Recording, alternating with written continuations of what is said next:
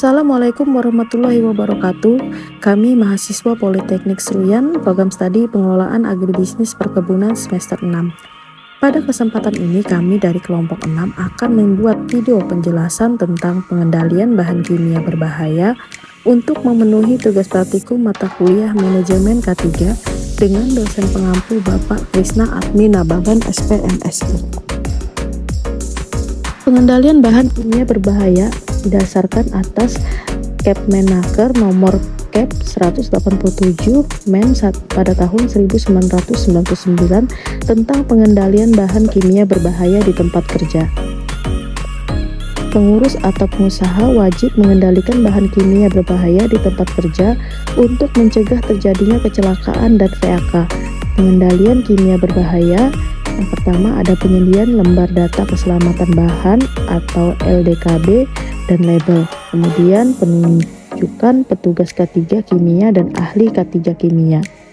Lembar data keselamatan bahan berisikan keterangan yang pertama ada identitas bahan dan perusahaan, kemudian komposisi bahan, identifikasi bahaya, tindakan P3K, tindakan penanggulangan kebakaran, tindakan mengatasi kebocoran dan tumpahan, penyimpanan dan penanganan bahan, pengendalian pemanjanan dan APBD, kemudian sifat fisika dan kimia, stabilitas dan reaktivitas bahan, informasi toksikologi, informasi ekologi, pembuangan limbah, pengangkutan bahan, informasi peru yang berlaku, informasi lain yang diperlukan.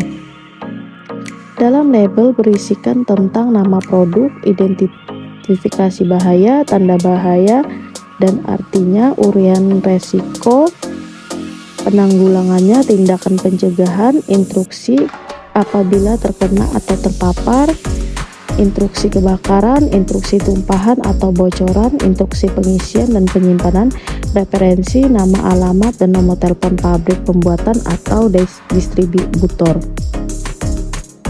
Kemudian penempatan lembar data keselamatan bahan atau LDKB label ditempatkan pada tempat yang mudah diketahui oleh tenaga kerja dan pegawai pengawas.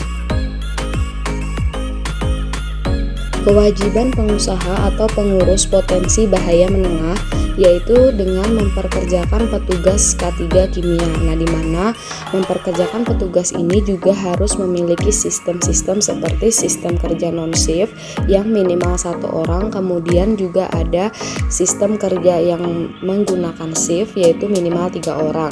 Kemudian membuat dokumen pengendalian potensi bahaya menengah dan juga melaporkan setiap perubahan. Adapun perubahan yang dimaksud adalah dari perubahan bahan, kualitas, proses, dan juga dari modifikasi dari instalasi. Nah, kemudian kewajiban pengusaha atau pengurus potensi bahaya menengah ini juga mempunyai beberapa kewajiban seperti juga melakukan pemeriksaan dan pengujian faktor kimia. Ini dilakukan minimal 1 tahun sekali, kemudian melakukan pemeriksaan dan pengujian instalasi ini dilakukan minimal 3 tahun sekali, dan juga melakukan pemeriksaan kesehatan tenaga kerja yang minimal dilakukan setahun sekali. Nah, adapun dokumen pengendalian potensi bahaya besar ini berisikan seperti identifikasi bahaya, di mana penilaian dan pengendalian serta resikonya.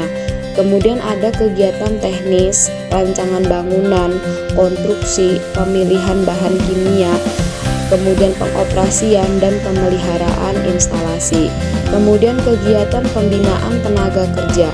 Adapun seperti rencana dan prosedur penanggulangan keadaan darurat dan juga prosedur kerja dengan aman. Penetapan potensi bahaya instalasi. Pengusaha atau pengurus wajib menyampaikan daftar nama, sifat, dan kuantitas bahan kimia berbahaya di tempat kerja kepada Dinas Tenaga Kerja setempat. Dinas Tenaga Kerja setelah 14 hari menerima daftar, sifat dan kuantitas BKB harus meneliti kebenaran daftar tersebut. Berdasarkan hasil penelitian, ditetapkan kategori potensi bahaya perusahaan atau industri. Penetapan potensi bahaya instalasi 2. Potensi bahaya terdiri dari bahaya besar, dan bahaya menengah. Kategori potensi bahaya berdasarkan nama, kriteria, nilai ambang kuantitas. Potensi bahaya besar. Apabila kuantitas bahan kimia berbahaya yang digunakan melebihi atau lebih besar dari nilai ambang kuantitas. Potensi bahaya menengah. Apabila kuantitas bahan kimia berbahaya yang digunakan sama atau lebih kecil dari nilai ambang kuantitas. Kewajiban pengusaha atau pengurus potensi bahaya besar. Yang pertama, memperkerjakan petugas K3 kimia. Sistem kerja non-shift minimal 2 orang. Sistem kerja shift minimal 5 orang. Yang kedua, memperkerjakan ahli K3 kimia minimal 1 orang. Yang ketiga, membuat dokumen pengadilan potensi bahaya besar. Yang keempat, melaporkan setiap perubahan bahan, kuantitas, proses, dan modifikasi instalasi.